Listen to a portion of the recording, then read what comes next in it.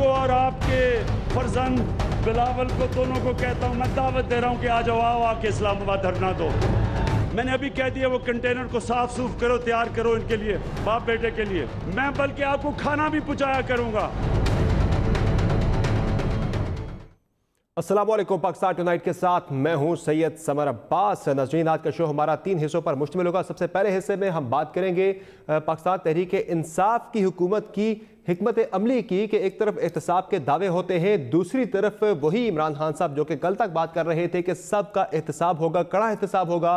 लेकिन आज जब हमजा शहबाज गिरफ्तार ना हुए तो खान साहब की तरफ से मायूसी का इजहार करते हुए उन्होंने एक ट्वीट भी किया और जिसका शहबाज शरीफ ने उन्हें ज़बरदस्त जवाब भी दिया। इस पर भी हम आगे चल के प्रोग्राम में बात करेंगे और आज हम ये भी डिस्कस करेंगे कि हुकूमत क्यों बार बार प्ली बारगेन की ऑफर कर रही है अपोजिशन की दो बड़ी जमातों पीपल्स पार्टी और नून लीग की क़यादत को। और इसके अलावा हम इस सेगमेंट में हमारे साथ मौजूद होंगे वज़ीर इत्तलात फवाद चौधरी साहब और दूसरे सेगमेंट में हम बात करेंगे मुस्लिम लीग नून की हिकमत अमली क्या है। आज हमजा शहबाज शरीफ साहब की गिरफ्तारी के लिए दूसरे रोज़ भी नैब की टीम पहुंची लेकिन गिरफ्तार ना कर सकी और कारकुनान वहां पर आगे उन्होंने काफ़ी रजिस्ट किया और कल भी रजिस्टेंस सामने आई थी। तो गिरफ्तारी क्यों नहीं दे रहे हमजा शहबाज साहब जब नैब का की तरफ से ये दावा है कि हमारे पास ठोस शवाहिद मौजूद हैं।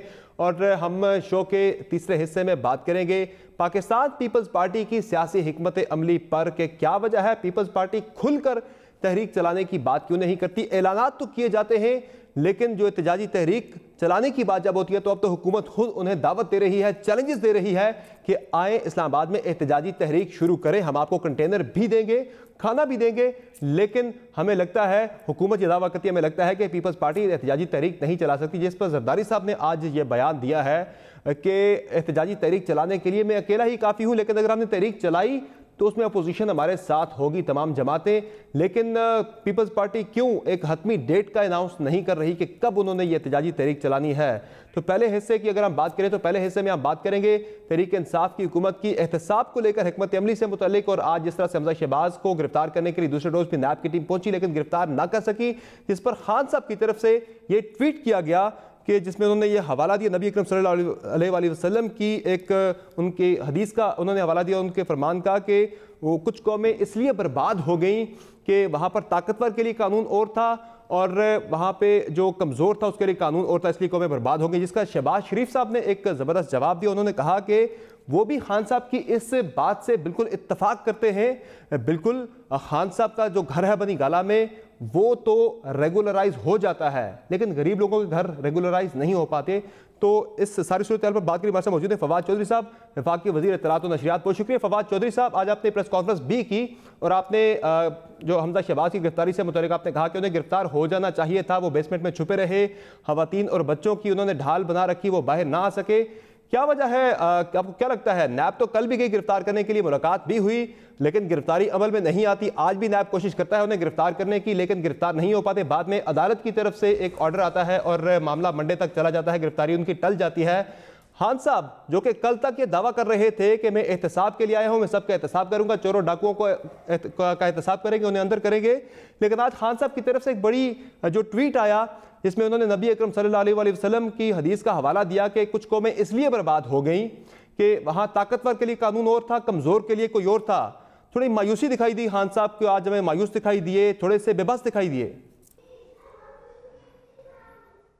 देखिए बात यह है कि हम एक मोनार्की तो नहीं है, बादशाहत नहीं है, हमारे यहाँ सिस्टम्स हैं, उन सिस्टम्स को ही आपने बेहतर बनाना है, उनको लेके आगे चलना है। ज़ाहिर है कि जो जिस तरीके से आज हमजा शहबाज साहब को ज़मानत मिली है, अमूमी तौर के ऊपर किसी आम आदमी को शायद इस तरह की ज़मानत मिलना बहुत मुश्किल है। लेकिन बहरहाल उसके ये एक निज़ाम है, उस निज़ाम के अंदर रहते हुए ही हमने कोशिश करनी है, हम कोशिश कर रहे हैं। पहली बार आप देख रहे हैं लड़काना से लाहौर तक और पेशावर से कराची तक पहली बार बड़े बड़े लोगों पे हाथ पड़ा है। ये वो लोग थे जो अमूमी तौर के ऊपर एहतसाब में नहीं आते हैं लेकिन अब वो एहतसाब का सामना कर रहे हैं। ये एक बड़ी खुशकुन बात है और असल में पाकिस्तान की तरक्की ही तभी होगी जब बड़े लोगों का और जो कानून की नज़र में बड़े लोगों के ऊपर और नीचे कानून जो है वो एक तरह ही नाफिज होगा। लेकिन नाफिज तो होगा फवाद चौधरी साहब। शुरू में हम देखते हैं कोई भी केस सब शुरू होता है, तहकीकात शुरू होती है, बड़े बड़े दावे किए जाते हैं। आपने भी आज कहा कि 85 अरब रुपए शहबाज शरीफ साहब के बाहर पड़े हैं, तो क्या अमर माने हैं वो पैसे वापस क्यों नहीं ला पा रहे? जो केसेस हैं उसमें आगे चल के केस कमजोर हो जाता है, फायदा मिल जाता है एक्यूज को। देखिए, बात यह है कि कोई भी मुल्क जो होते हैं वहाँ से पैसे वापस लाने आसान नहीं होते हैं। मिसाल के तौर के ऊपर अगर यूके जो है वो इस तरह से वहाँ से पैसे आप कहें कि कानूनी तौर के ऊपर वापस भेजने शुरू कर दें, या स्विट्ज़रलैंड या बाकी जो हेवन्स हैं वो पैसे वापस भेजने शुरू कर दें, तो उनके मुल्क की अपनी इकॉनमीज़ ख़तरे में पड़ जाएंगी। लिहाजा मुल्क जो हैं वो हत्तल वसा कोशिश करते हैं कि ये पैसे चाहे इलीगली आए हैं। यही तो फर्स्ट वर्ल्ड की जो है वो कहिए कि इस्तेहसाल है थर्ड वर्ल्ड का, कि वो जो पैसे थर्ड वर्ल्ड से जाते हैं वो वहाँ के ऊपर उनके ऊपर कब्ज़ा कर लेते हैं और वो पैसे वापस नहीं आते हैं, और वो इस तरह की लेयरिंग करते हैं कि और इस तरह के कवानीन बनाते हैं जिसमें ये पैसे वापस थर्ड वर्ल्ड को ना आए। ये तो हमारे यहाँ पे फिर जाहिर है, अब देखिए नवाज आज फवाद चौधरी साहब आप मान रहे हैं कि वो जो दावे आपकी तरफ से किए गए थे, खान साहब की तरफ से किए गए थे, आपके मुख्तलिफ वज़रा की तरफ से किए गए थे कि जो पैसा पाकिस्तान का लूट के बाहर ले गए हैं लोग, हम वो पैसा वापस लाएंगे, यानी कि ये दावा जो था ये हकीकत से इसका ताल्लुक नहीं था, मुश्किल काम है, आज आप ये मान रहे हैं, तस्लीम कर रहे हैं? मुश्किल काम है, नामुमकिन नहीं है, लेकिन तकरीबन हम अगर आप देखिए तो अराउंड 1.2 बिलियन डॉलर जो दुबई के प्रॉपर्टीज़ थी उनमें वापस आ चुका है, और दुबई की प्रॉपर्टीज़ का जो टैक्स है वो पे हो चुका है। अब हम दोबारा ये एमनेस्टी स्कीम ला रहे हैं जिसमें बहुत बड़ा पैसा दोबारा हमें उम्मीद है कि पाकिस्तान में आएगा। सो मुख्तलिफ इनोवेटिव तरीके अख्तियार कर रहे हैं, उनमें इंशाअल्लाह ताला जो है वो ये पैसे वापस आएंगे। बाकी ज़ाहिर है हम एक कानून के बाउंड हैं, कानून के अंदर रहकर ही आपने आगे चलना है। हम कोई वो कोई ये तो नहीं है कि मक़सद आला एक आदमी तो नहीं है। लेकिन फवाद चौधरी साहब, आप जिन्हें इनोवेटिव आइडियाज़ कह रहे हैं, जैसे आप टैक्स एमनेस्टी स्कीम कह रहे हैं, आज आपने प्रेस कॉन्फ्रेंस में भी बताया कि खान साहब ने गो अहेड दे दिया है, इसकी तो खान साहब खुद बड़ी मुखालफत करते रहे हैं माजी में। मैं आपको सुना देता हूं खान साहब क्या कहा करते थे इस टैक्स एमनेस्टी स्कीम से मुतालिक। वो ईमानदार टैक्स पेयर है, उनके ऊपर टैक्स है। कितनी एमनेस्टी कामयाब हुई हैं स्कीम्स, कितनी दफ़ा एमनेस्टी स्कीम दी गई है। ये इस मुल्क की मुझे अफसोस से कहना पड़ता है कि रूलिंग एलीट अपने लिए एमनेस्टी स्कीम लेके आती है ब्लैक का पैसा वाइट करने के लिए। इसको हम इसकी सख्त मुखालफत करेंगे। इस एमनेस्टी स्कीम को मेरी और मेरी पार्टी मुस्तरद करती है। हम आज कह रहे हैं कि इंशाल्लाह 2018 का हम इलेक्शन जीतेंगे। जिन्होंने एमनेस्टी ली है सबको इन्वेस्टिगेट करेंगे। जो भी आज आप कदम उठाएंगे हम इसको तस्लीम नहीं करेंगे, हम इस स्कीम को नहीं मानेंगे। कितनी दफा नून लीग ने एमनेस्टी स्कीम दी है, कितनी दफा पीपल्स पार्टी ने दी है, क्या फायदा हुआ है पाकिस्तान को? सिवाय ये कि चोरों को मौका देते हो ब्लैक का पैसा व्हाइट करने के लिए। जी फवाद चौधरी साहब, ये टैक्स एमनेस्टी स्कीम्स तो चोरों डाकुओं को तहफ़्फ़ुज़ देने के लिए, फ़ायदा देने के लिए थी। खान साहब कल तक तो ये कह रहे थे कोई और अगर टैक्स एमनेस्टी स्कीम लेकर आए तो वो गलत है, आप लेकर आए तो ये दुरुस्त है। जी फ़र्क है, 4 स्कीम्स PMLN लेके आई है और 3 जो है वो पीपल्स पार्टी लेके आई है, और हर दफ़ा यही करते हैं कि ख़ुद अपने पैसे बाहर भेजते हैं, उसके बाद एमनेस्टी में उसको डिक्लेयर करा देते हैं। फ़र्क ये है कि उस वक्त की जो रूलिंग एलीट थी उन्होंने एमनेस्टी स्कीम को अपने फ़ायदे के लिए इस्तेमाल किया। पॉलिटिकली एक्सपोज्ड पर्संस तो इसमें बेनिफिशियल नहीं थे पिछली एमनेस्टी स्कीम में, और आप वाली में सुना है वो उन्हें शामिल किया जा रहा है। थे सारे के सारे जो हैं वो पॉलिटिकली एक्सपोज पर्सन जो थे वो सारे के सारे उसमें शामिल थे, और जो 7 में से 6 स्कीम्स थी। जो हमारा इस वक्त मामला है, हम 2/3 पाकिस्तान की इकॉनमी अनडॉक्यूमेंटेड है। अब हमने जब डॉक्यूमेंट करने की तरफ हाथ देखिए, हमने जो बेनामी ट्रांजैक्शंस जो लॉ पास हुआ था उसके रूल्स ही नहीं बने थे, हमने आके उनके रूल्स बनाए हैं, हमने FBR में इस्लाहात की हैं। अब जब आकर के ये इस्लाहात नाफज होनी है तो उससे पहले ज़रूरी है कि लोगों को एक मौका दिया जाए, जो 2/3 हमारी इकॉनमी है उसको ये मौका दिया जाए कि वो ख़ुद को वाइट इकॉनमी में लेके आएँ, डॉक्यूमेंटेड इकॉनमी में लेके आएँ। सो उसके बाद जो है वो फिर, ताकि किसी के पास कोई ये ना हो कि हमें पहले अगर ऐसा मामला था या तो वो उसको ख़त्म करने के लिए ये स्कीम ज़रूरी थी, इसलिए लेके आ रहे हैं। पाकिस्तान को फ़ायदा है, हमारे हुकूमत में बैठे हुए किसी आदमी को इसका कोई फ़ायदा नहीं। यानी इसमें टारगेट कितना रखा आपने, कितना इसमें आपको लग रहा है कि टैक्स पेयर्स मजीद शामिल हो जाएंगे आपके टैक्स नेट में, और पैसा कितना डिक्लेयर होने का आपको टारगेट आप यानी कि आपने रखा है, आपको लग रहा है कि इतने आ जाएंगे? इसके खदोखाल अभी बन रहे हैं और इसमें जो है वो लॉ मिनिस्टर साहब हैं, हमारे रेवेन्यू मिनिस्टर साहब हैं, फाइनेंस मिनिस्टर, ये तमाम जो टीम है, प्लानिंग मिनिस्टर, कॉमर्स मिनिस्टर, ये पूरी टीम इस वक्त जो है इसके खदोखाल बना रही है और जो ही फाइनलाइज होगी तो फिर ही मैं आपको इसकी डिटेल्स बता पाऊँगा। फवाद चौधरी साहब, एक और बात जो आजकल आपकी तरफ से भी, खान साहब की तरफ से बड़ी शदोमत के साथ की जाती है और बार बार की जाती है कि वो लोग जिन्होंने मुल्क का पैसा लूटा बाहर ले गए, वो प्ली बार्गेन कर ले, वो पैसा लूटा हुआ वापस करें और यही वायद उनके पास रास्ता है कि वो छूट जाएंगे, वरना जेल उनके पास दूसरा ऑप्शन है। ये क्यों बार बार दी जा रही है ऑफर प्ली बार्गेन की? हम देख रहे हैं कि वहां से तो रिजेक्ट की जाती है, हमने नहीं करनी है, और आप बार बार कह रहे हैं कि आप करें प्ली बार्गेन। तो क्यों इतनी ज़्यादा आपकी तरफ से ये हम देख रहे हैं डेस्परेट है गवर्नमेंट, उन्हें ऑफर कर रही है बार बार कि करें ही करें हर सूरत में? इसकी एक वजह शायद ये तो नहीं, जिस जो आप शुरू में बात कर रहे थे कि मुश्किल होता है बाहर से पैसा लेके आना, और अब आपको भी नजर आ रहा है कि वो तरीका मुश्किल है, बाहर से पैसा लाना यही एक वाहिद ऑप्शन बचा है कि जिसकी वजह से पैसा आ सकता है? पहली बात तो ये है कि कानून ये है, हम तो कानून की तरफ तवज्जो दिला रहे हैं। ये कोई एनआरओ या कोई डील का इशू नहीं है, ये तो एक कानून है। कानून के अंदर ये शिक है कि अगर आप चाहें तो आप जो है वो प्ली बार्गेन कर सकते हैं। अब मसला ये है कि हमारा देखिए, नवाज शरीफ साहब हों या कोई शहबाज शरीफ साहब हों या बाकी अपोजिशन हो, हमारा उनसे कोई ज़ाती लड़ाई झगड़ा तो नहीं है। ये जो लड़ाई झगड़ा है, मामला है, पाकिस्तान के लोगों के पैसे हैं। पाकिस्तान के लोगों के पैसे आपने लूट के बाहर ले गए हैं। हम ये चाहते हैं कि आप पाकिस्तान के लोगों के पैसे उनको वापस करें। हमारे ख़जाने में 1000 अरब रुपया अगर पाकिस्तान में आता है तो उससे हम सेहत के ऊपर ख़र्च कर सकेंगे, तालीम पे ख़र्च कर सकेंगे, आम आदमी की ज़िंदगी बेहतर बनाने पे ख़र्च कर सकेंगे। तो हमारा जो मुद्दा है, हमारा जो प्राइमरी एम है वो तो ये है। इसलिए हम कोशिश कर रहे हैं कि ये होना चाहिए, इसकी तवज्जो दिला रहे हैं। अब जेल भी उनसे नहीं कट रही है, पैसे भी नहीं दे रहे, और वो कह दे बाहर आके फिर जो है वो कहते हैं कि जी हमारे साथ बड़ा जुल्म हो गया। सो जब तक ये पॉइंट आप ना समझें, जब तक आप सियासत और जुर्म को अलग-अलग नहीं समझेंगे, तो उस वक्त तक आपका अपना नुकसान है, पाकिस्तान के लोगों का अपना नुकसान है। हम चाहते हैं आप इसको एक डिफ्रेंशिएट करें और पाकिस्तान का जो पैसा है वो पाकिस्तान में वापस आए।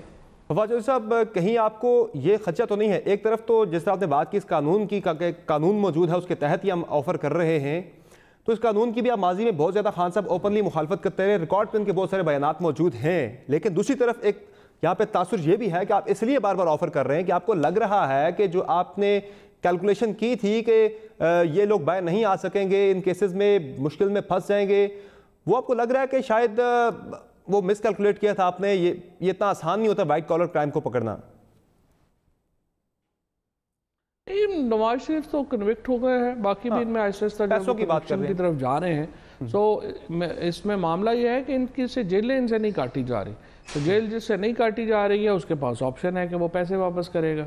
अब जाहिर है इसके अलावा जो है और तो कोई मामला नहीं है ना, तो इसलिए हमारी कोशिश है कि ये, और दोबारा देखिए मैं आपसे ये कह रहा हूँ कि पाकिस्तान के लोगों का इंटरेस्ट तो यही है ना कि नवाज शरीफ साहब को हम जेल में क्यों रखेंगे, हमें शहबाज शरीफ को जेल में क्यों रखेंगे?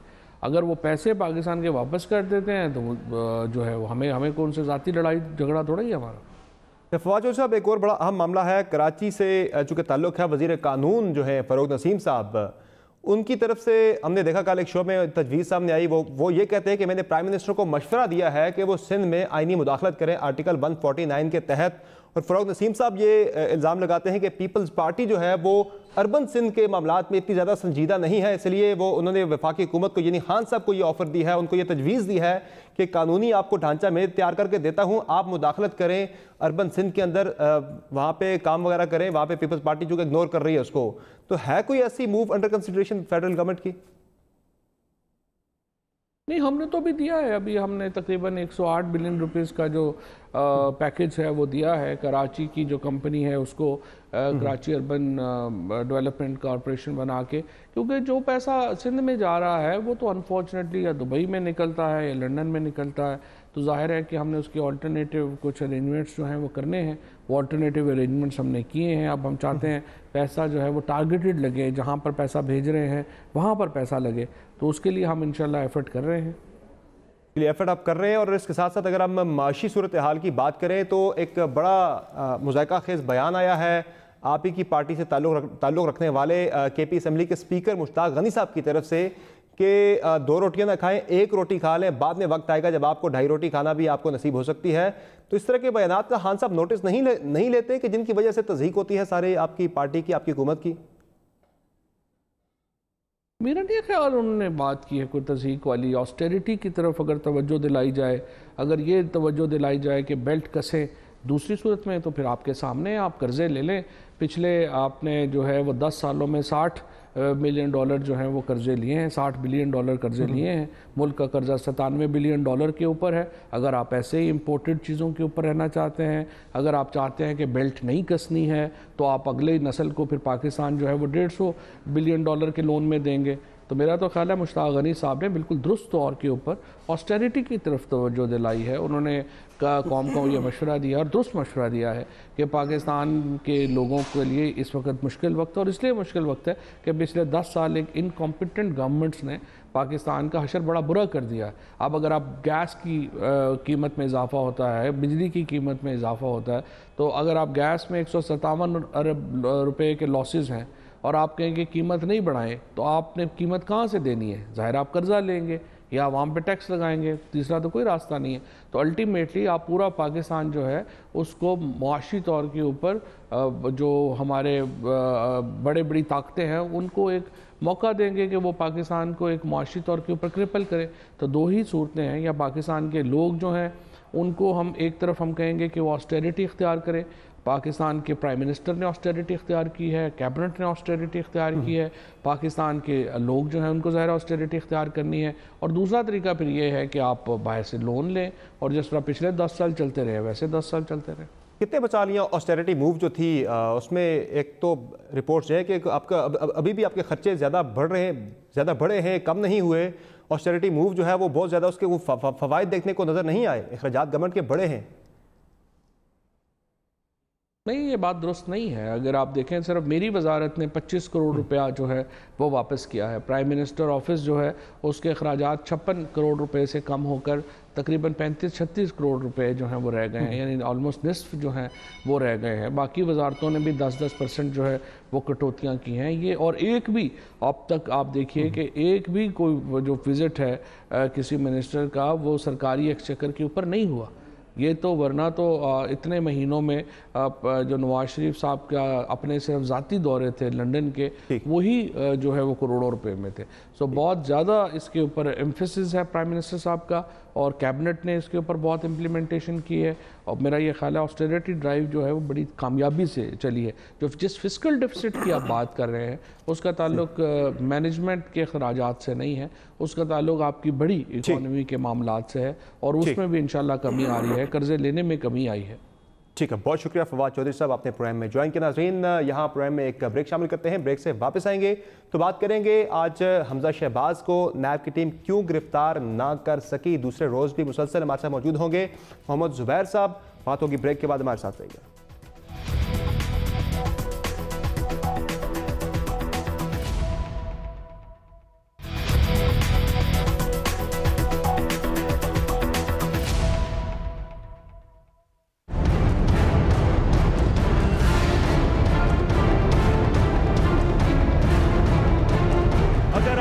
जेलों से बचना है, सिर्फ एक तरीका, मुल्क का पैसा वापस करो।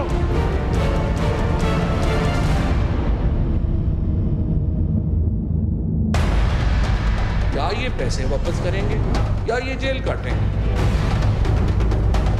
दूसरा ऑप्शन कोई नहीं है। रियासती दहशतगर्दी जिसका ऐलान कल वजीर आजम इमरान खान ने किया कि मैं सबको जेलों में डालूंगा। लाहौर हाई कोर्ट का फैसला है कि हमजा शहबाज शरीफ को गिरफ्तार करने के लिए नैब को 10 दिन का नोटिस देना पड़ेगा। जरदारी साहब, आप जेल में जाने वाले हैं। Welcome back the show. Programme में बात चल रही है मुस्लिम लीग नून के रहनुमा और पंजाब असम्बली में अपोजिशन लीडर हमजा शहबाज की गिरफ्तारी से मुतल्लिक, जो कि आज भी ना हो सकी और अब गिरफ्तारी का मामला सोमवार तक टल गया है, चूँकि हाई कोर्ट ने रोक दिया है नैब को गिरफ्तारी से। और 8 तारीख को यानी सोमवार के रोज़ अब हाई कोर्ट का 2 रुकनी बेंच इस मामले को सुनेगा, जिसके बाद ये देखा जाएगा कि आया नैब को गिरफ्तार करने की इजाज़त दी जाती है या फिर हमजा शहबाज साहब को जमानत दी जाती है। लेकिन आज भी हमने देखा दूसरे रोज़ भी नैब की टीम जब पहुंची गिरफ्तार करने के लिए हमजा शहबाज को, तो रजिस्ट किया गया और गिरफ्तारी नहीं दी गई हमजा शहबाज की तरफ से, जिस पर हुकूमत की तरफ से यह ताना भी मिला फवाद चौधरी साहब की तरफ से कि तहखाने में छुपे हुए हमजा शहबाज, उन्हें गिरफ्तारी दे देनी चाहिए, उन्होंने खवातीन और बच्चों को ढाल बनाया हुआ है। जबकि नून लीग जो जवाब पेश करती है कि 10 रोज़ पहले बताना चाहिए था हाई कोर्ट के ऑर्डर के तहत नैब को गिरफ्तारी से पहले, इसलिए वो गिरफ्तारी नहीं दे रहे। मोहम्मद जुबैर साहब हमारे साथ मौजूद है, मुस्लिम लीग नून के सीनियर रहनुमा हैं और साबिक गवर्नर सिंध भी रहे हैं। बहुत शुक्रिया मोहम्मद जुबैर साहब।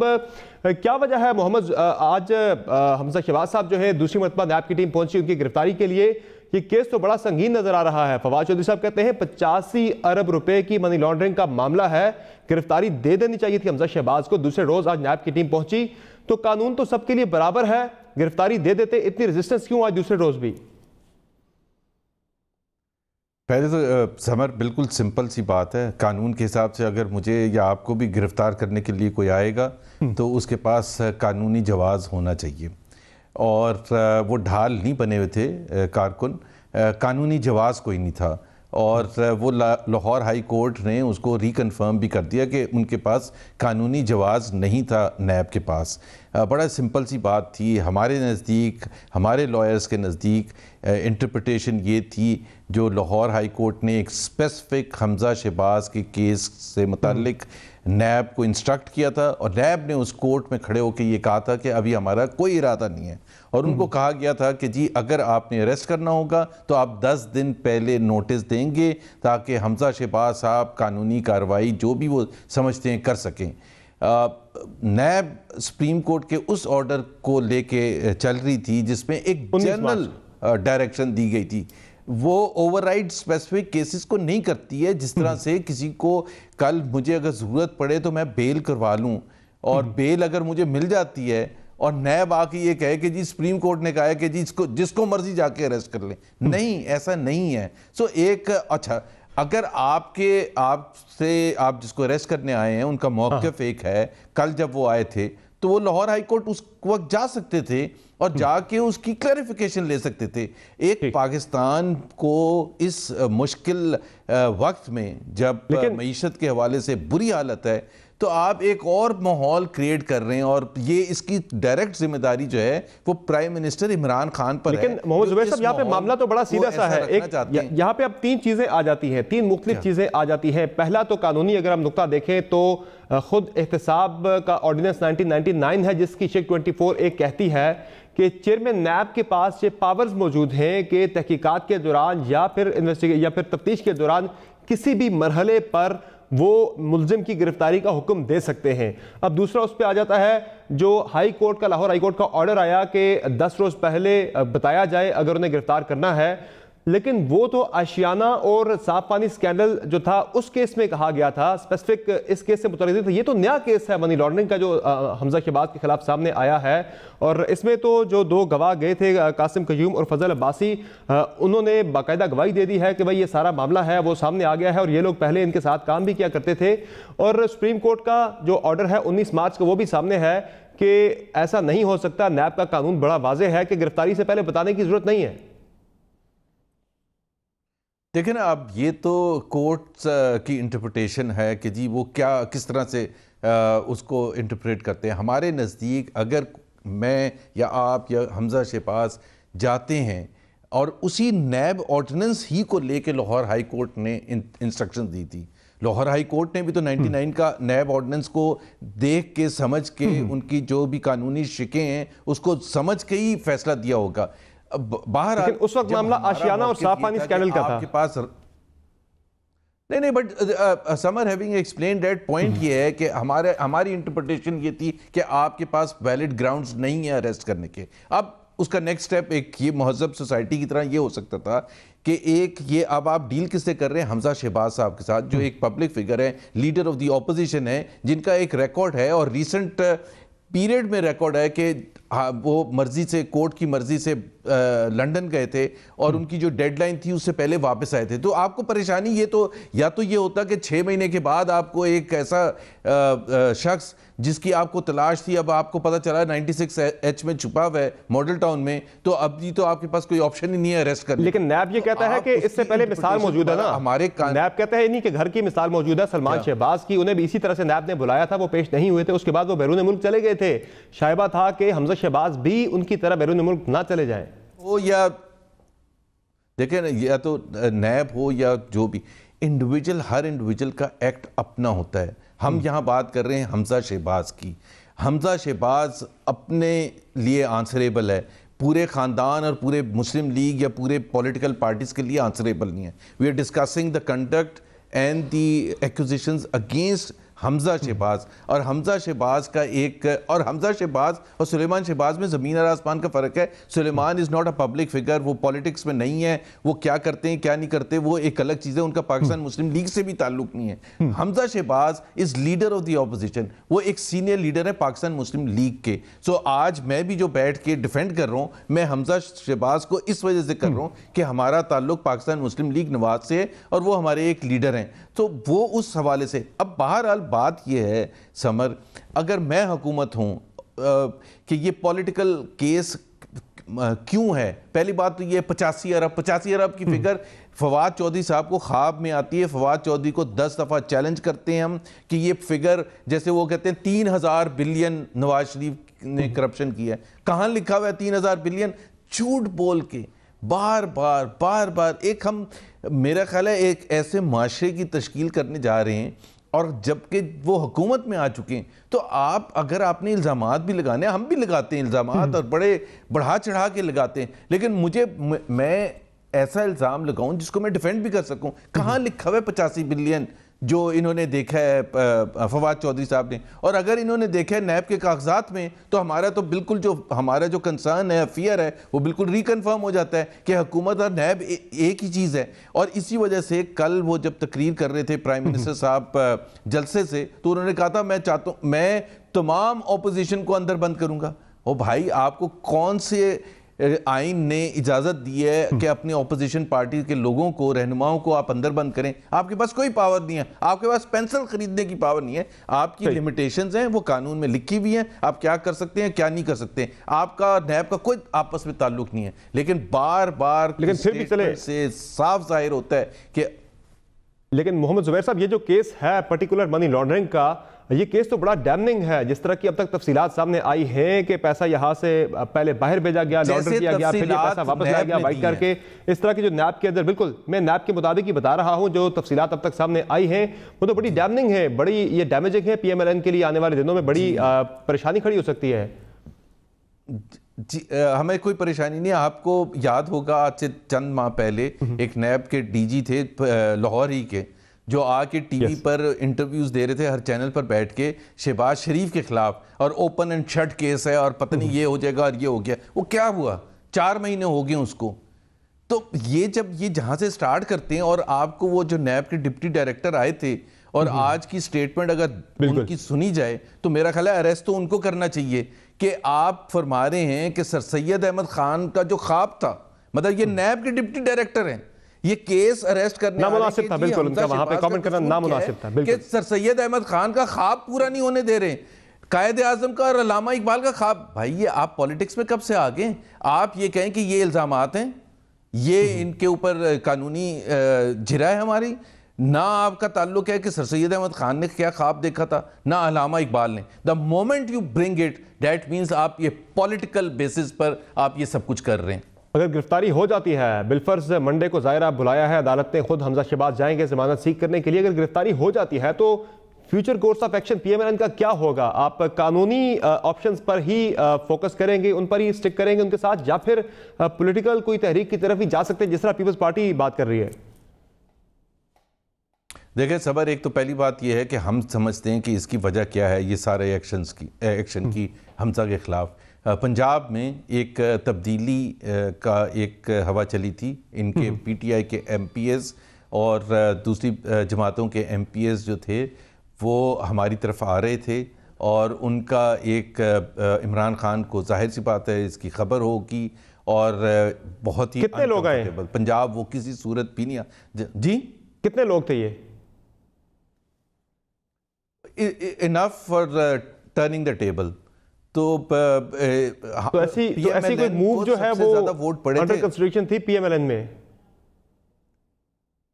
जब अगर हमारे पास आएंगे तो समर आप वहां से स्टार्ट करें कि काउंटिंग के हिसाब से भी, जिस पर हमें शदीद इख्तलाफ था 2018 के इलेक्शन में, तमाम तोड़ फोड़ के बावजूद, तमाम खराबियों के बावजूद पीएमएलएन को सबसे ज़्यादा वोट पड़े थे पंजाब असेंबली के लिए, और सबसे ज़्यादा सीट्स थी पंजाब असेंबली में। सो यानी आप तो वो वहाँ एक जो जी, यानी आप मुख्तसर बात अगर की जाए, इसका खुलासा निकाला जाए, तो आप ये कहना चाह रहे हैं कि पंजाब में पीटीआई की गवर्नमेंट पीएमएलएन टॉपल करने जा रही थी, उनके अरकान आपकी तरफ आने वाले थे, कोई अदम एतमाद की तहरीक लाने लगे थे। अच्छा, आपका इरादा नहीं था, तो फिर क्यों ये सारा मामला? आप तो ये आप कह रहे पीटीआई के अंदर से कोई इनिशिएट होने वाली थी मूव, कोई फॉरवर्ड ब्लॉक की सूरत में?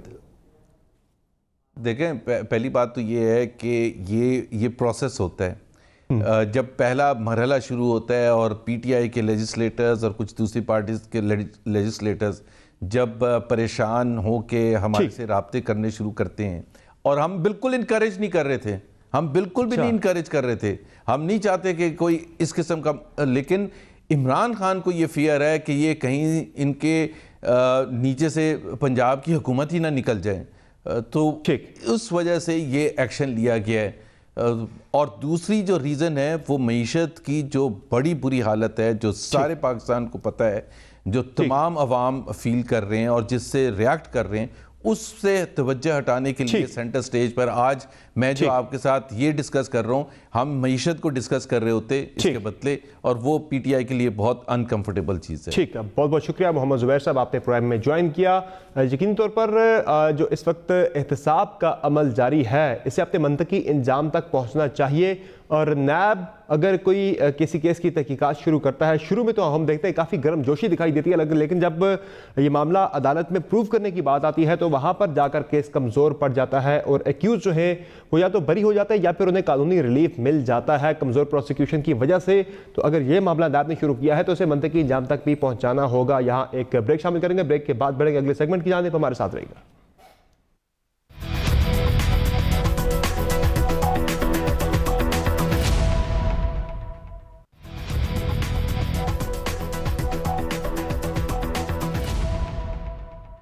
Welcome back the show. और अब बात हो जाए पाकिस्तान पीपल्स पार्टी की, कि जो बार बार हुकूमत को धमकी तो दे रही है कि वो एहतजाजी तहरीक चलाएंगे, हुकूमत गिराने की बात करते हैं, लेकिन अमलन ऐसी कोई हमें मूव नज़र नहीं आती, कोई तारीख पीपल्स पार्टी की तरफ से बाज़ाब्ता तौर पर अनाउंस नहीं की जाती। सिर्फ ये कहा जाता है कि हम हुकूमत गिराएंगे, जिस पर हुकूमत की तरफ से अब बाकायदा तौर पर चैलेंज और ताने मिलना शुरू हो गए हैं कि हम आपको कंटेनर देते हैं, आए एहतजाजी धरना दें, एहतजाजी तहरीक चलाएं। बल्कि इमरान खान साहब ने तो यहाँ तक कह दिया है कि एक हफ्ते के लिए ही तहरीक चलाकर देख लें, हम आपको बिल्कुल खाना भी देंगे, कंटेनर भी देंगे। आज फवाद चौधरी साहब तो कह रहे थे हमने 10-12 कमरे भी बुक करवा लिए हैं, चूंकि इससे ज़्यादा लोगों के आने का हमें खदशा ही नहीं है। तो आया पीपल्स पार्टी की पॉलिसी क्या है, क्या वो हकीकतन कोई एहतजाजी तहरीक चलाने के लिए संजीदा है? इस पर बात करेंगे। हमारे साथ मौजूद है मुस्तफा नवाज खोखर साहब, तर्जुमान है बिलावल भुट्टो जरदारी के। मुस्तफा नवाज खोखर साहब, सबसे पहले मैं आपको जरा सुना देता हूँ कि बिलावल भुट्टो जरदारी ने तो बार बार ताना दिया कि उन्होंने हुकूमत को चैलेंज दिया कि हम तहरीक चलाएंगे, जरदारी साहब ने भी कहा, लेकिन खान साहब ने तो कहा कि आए तहरीक चला लें। अब तो चैलेंज आपको गवर्नमेंट की तरफ से आना शुरू हो गया कि आए तहरीक चलाएं। तो सही जरा सुना देता हूं आपको मैं क्या कहा खान साहब ने। क्या देख रहा हूं, कल जलसा होता है, बाप बेटा बात कर रहे हैं कि इमरान खान हम इस्लामाबाद मिलियन मार्च करने आ रहे हैं या इस्लामाबाद धरना दे रहे आ रहे हैं। देखो आसिफ जरदारी, आपको और आपके फर्जंद बिलावल को, दोनों को कहता हूं, मैं दावत दे रहा हूं कि आ जाओ, आओ आके इस्लामाबाद धरना दो। मैं आपके लिए कंटेनर, मैंने अभी कह दिया, वो कंटेनर को साफ सूफ करो, तैयार करो इनके लिए, बाप बेटे के लिए। मैं बल्कि आपको खाना भी पहुंचाया करूंगा। जी मुस्तफा नवाज खोखर साहब, खान साहब तो कह रहे हैं कंटेनर को साफ करने का मैंने कह भी दिया है, आप आए। अब तो वो चैलेंज गवर्नमेंट आपको दे रही है उल्टा कि आए आप कोई एहतजाजी धरना दें, एहतजाज करें। क्या वजह है? उनको आपकी कैपेसिटी पे शक है या फिर आपकी नीयत पे शक है कि आप चलाएंगे नहीं, सिर्फ गवर्नमेंट को आप जो है धमका रहे हैं, कोई तहरीक चलाने की आपकी कैपेसिटी नहीं है? इस तरह की बातें हो रही हैं आप तो। देखिए, कुछ बैद नहीं कि खान साहब इससे भी यू टर्न ले लें।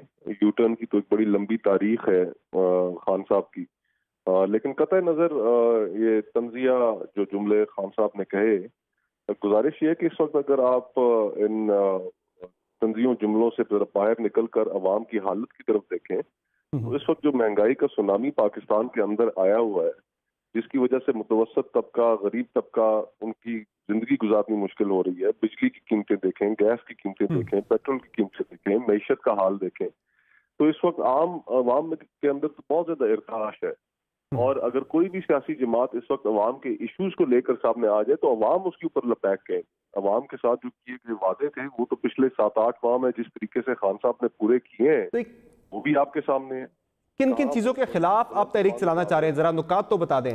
एक आपने महंगाई की बात की है, दीगर नुकात क्या है?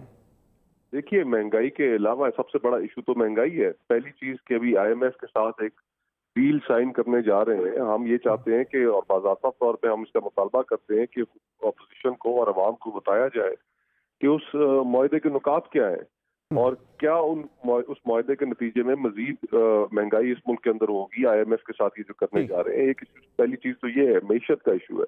फिर उसके अलावा फॉरेन पॉलिसी के इशूज हैं जो इस वक्त पाकिस्तान तन्हाई का शिकार है दुनिया में, सिवाय हमारे चंद 1-2 ममालिक के जो पाकिस्तान के दरीना दोस्त हैं, उसके अलावा कोई हमारे साथ खड़ा होने को तैयार नहीं। हुकूमत की नाकाम पॉलिसी की वजह से अफगानिस्तान देखिए 2-3 दफा जांच कर चुका है पाकिस्तान के साथ। और मुस्तफा नवाज खोखर साहब, 18वीं तरमीम का भी आपकी हुकूमत, आपकी पार्टी बहुत ज्यादा खदशात का इजहार करती है कि 18वीं तरमीम को रिवर्स किया जा रहा है, 18वीं तरमीम को रिवर्स किया जा रहा है। बिलावल भुट्टो जरदारी ने यहाँ तक कह दिया कि 18वीं तरमीम को छेड़ा गया तो मैं लात मार के हुकूमत गिरा दूंगा। लेकिन सदर मुमलिकत आरिफ अलवी साहब तो कुछ और बात कर रहे हैं। कल हमने उनसे इंटरव्यू किया और हमारे प्रोग्राम में वो कह रहे थे कि ऐसी कोई बात नहीं है, 18वीं तरमीम रिवर्स नहीं हो रही। जरा आपको मैं सुना देता हूँ। कोई ऐसी साजिश से मैं वाकिफ नहीं हूँ कि जो 18वीं तरमीम खत्म हो रही है, हो ही नहीं सकती। पावर कॉरिडोर्स में ऐसी कोई डिस्कशंस नहीं है। तरमीम खत्म कर सवाल ही नहीं पैदा होता, क्योंकि बहुत ज्यादा बात होती है ना अपोजिशन की, होती रहती है। मैं कहता हूँ कि अपोजिशन इस पर अगर कर रही है तो मैं उसको एश्योरेंस देना चाहता हूँ कि तरमीम नहीं खत्म होगी। जी, मुस्तफा नवाज खोखर साहब, सदर मुमलिकत जैसे हाईएस्ट ऑफिस से आपको यकीन दहानी वो करा रहे हैं कि कोई 18वीं तरमीम के साथ छेड़छाड़ नहीं हो रही, तो क्यों इत्मीनान नहीं आ रहा पीपल्स पार्टी को? यानी कि आप ये चाहते हैं कि खान साहब ने जो स्टेटमेंट दी वो स्टेटमेंट बगैर किसी कॉन्टेक्स्ट की थी, बगैर किसी मायने की थी और उसको रद्द कर देना चाहिए। आरिफ अलवी साहब तो खुद मरहून मिन्नत हैं खान साहब के कि जिन्होंने उनको वहां पर बिठाया। अगर खान साहब उनके टीम के कप्तान अगर ये गुफ्तगू कर रहे हैं, उनको रिजर्वेशंस हैं और अगर आरिफ अलवी साहब के इल्म में नहीं वो लाई गई, इससे पहले इनके वुज़रा उसके ऊपर बहुत ज्यादा बयानबाजी कर चुके हैं। वन लाइनर तहरीक कब तक शुरू करना चाह रहे हैं? कब तक? कोई डेडलाइन, कोई टाइमलाइन? टाइमलाइन इसका जरूर टाइमलाइन भी जल्द सामने लेकर आ जाएंगे, लेकिन इस वक्त अवाम के इश्यूज, महंगाई, ये सारे वो मामलात हैं जिनके ऊपर मेरे ख्याल से कोई इशू नहीं होना किसी भी सियासी जमात को लोगों को बाहर निकालना। ठीक है, बहुत शुक्रिया मुस्तफा नवाज खोखर साहब, आपने प्रोग्राम में ज्वाइन किया। पीपल्स पार्टी तहरीक चलाने की बात तो कर रही है, लेकिन हतमी डेडलाइन या कोई टाइमलाइन पीपल्स पार्टी की तरफ से सामने नहीं आ रही, जिस पर उसे तंज और ताने सुनना पड़ रहे हैं खुद हुकूमत की तरफ से, जिनके खिलाफ वो तहरीक चलाने की बात करते हैं। आज के शो में इतना ही, हमें इंतजार रहेगा आपके फीडबैक का। कल मुलाकात होगी, इजाजत दीजिए, अल्लाह हाफिज़।